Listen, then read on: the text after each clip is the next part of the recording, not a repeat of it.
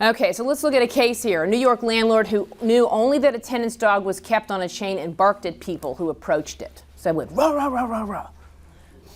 That dog ended up biting a kid. New York said that the landlord was not responsible. Landlord shouldn't be expected to infer the dog is dangerous just because it's kept enclosed in a yard, which was allowed by the leash law. Okay, so that dog was barking aggressively and ultimately bit somebody. So New York said, yeah, no, we're not going to hold them responsible. The barking itself was not enough. What about us in North Carolina? So an 8-year-old child was visiting a house, was bitten by a dog owned by one of the Covington's tenants in this particular case. So it's an 8-year-old kid. Watch this. 10 years later, they won $500,000. And why do you think it's 10 years later? They waited till they became an adult. And once they became an adult, the clock is not ticking on the statute of limitations when you're a kid. So once you're an adult, you've got a certain period of time to sue. And so they sued and won. Court held the owner liable but dismissed against the landlord. Okay? They dismissed against the landlord.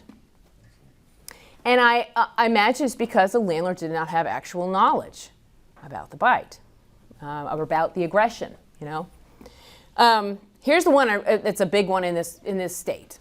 Cecil Holcomb was attacked by a neighbor's tenants, 2 Rottweilers. And here's the backstory. So it was a duplex, and one tenant in the duplex had these 2 Rottweilers, and they would just run amok. So they were aggressive towards a ton of people. They had 2 major incidents at this property where the property manager knew. So the tenant number 2 called and said, hey, tenant number 1's Rottweilers are running all around and scaring me and scaring my friends, and we're afraid of them. And the property manager didn't do anything about it. They would call the tenant number 1 and say, hey, you need to control your animals. Oh, we're sorry. But they didn't say, you need to get your Rottweilers under control, or we're going to ask you to remove your Rottweilers. So the property manager knew, but there's no evidence they told their landlord. So the landlord did not know. And so ultimately what happened is a vendor came to the second property to do some repairs, and the Rottweilers were again running amok. And they growled aggressively at this vendor. The vendor fell and hurt his back and sued. And so the question was, well, who's responsible? Who's responsible in that situation? So the landlord owned the 2 adjacent rental properties, and management knew. So what do you think? What do you think? Is the landlord responsible? And this is kind of the testing ground. What they said was the landlord was liable. The landlord was liable because they had the authority to demand the removal. So they were using the standard contract that says you're allowed to demand a tenant remove an animal. And they had knowledge, actual or constructive. So actual notice is when I see something with my own eyes. Constructive notice would be when you all see something and you work for me. So the courts in North Carolina are sliding into the proposition that it's enough that you all as property managers know something. They're going to infer that knowledge to your landlord. Basically, for the purposes of knowing about that aggression. So the court said, in essence, the manager should have done better. And we're going to attribute we're going to attribute their knowledge to their owner, and the owner was responsible. Thankfully, they did not sue the property manager. They only sued the landlord. So we don't have a case on whether or not the property manager would be liable. But I believe I have some slides here on what I think about this. If not, I'll tell you about it. Although plaintiff did not sue the property manager, could they have been liable as well? What's the answer to that? Yes. I think perhaps, and I think likely yes. Because here's the thing. While you're not liable per chance as a property manager, you as a human being in the world have a duty to the rest of the world, right? And so you might be breaching your own duty as a person in the world, having not notified or not done anything to address the problem, right? So we don't have a case on point, and I don't want it to be you, okay? I don't want it to be you. So what should you do in these situations? What do you do? Could the landlord turn around and sue the property manager? Perhaps. Perhaps. I heard that's what I would have done. I mean, perhaps, right? Isn't that what the public expects of property managers? Let me know what's going on at my property, right? Why wouldn't you send them an email or call them and say, there's a problem. Those Rottweilers are all over the place. Let's do something about this.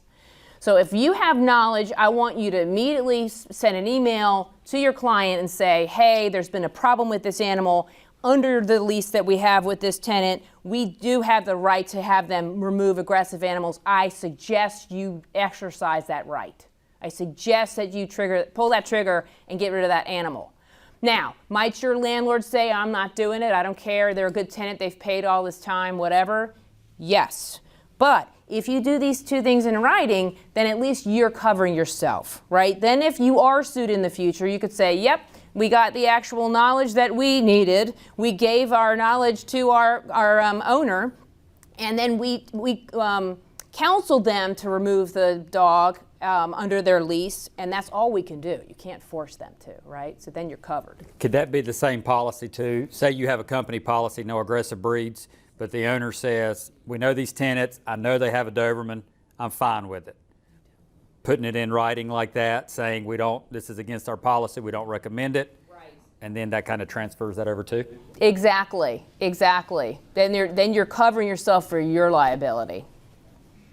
Piggybacking off that, so if you have an owner that is willing to accept certain terms outside of your normal policies within your company, something in writing from them, does that really set you up for liability that you're changing your company policy relative to the property that the property owner needs? Well, I mean, you're allowed to make exceptions when you want to make exceptions.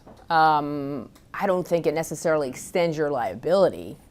You might have other owners say, well, you're doing it for them, so why won't you do it for me? But, you know, each contract with each owner is a unique thing. Very much. And Yeah. just like a property is, I mean, but if you have a consistent company policy, and let's say it's 33% income to debt ratio for rent qualification, but this owner's okay with a 40% income to debt ratio, and you convey that to them, and they're okay with it, and you've gone outside of your company policy to approve that individual, the owner's okay. I get nervous when we talk about vetting tenants and making exceptions based upon landlord criteria, just because I want you to have a system in place that you routinely use and apply across the board to all candidates, because I start worrying about fair housing issues. If you can't say, this is our policy, it's applied every time uniformly, then they might say, oh, well, what was really happening with this exception?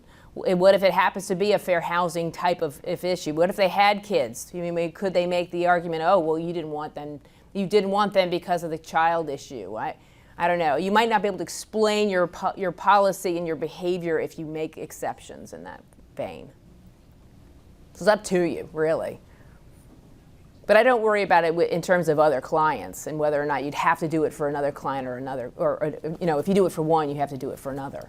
Well, their financial wherewithal maybe this varies. I mean, you have a multi-million-dollar investor that's got plenty of money. You've got this one individual homeowner that needs somebody in there immediately to make the mortgage payment. So I think there's certain situations that do arise that we have to make those decisions and convey it to the owner to help them make a good decision.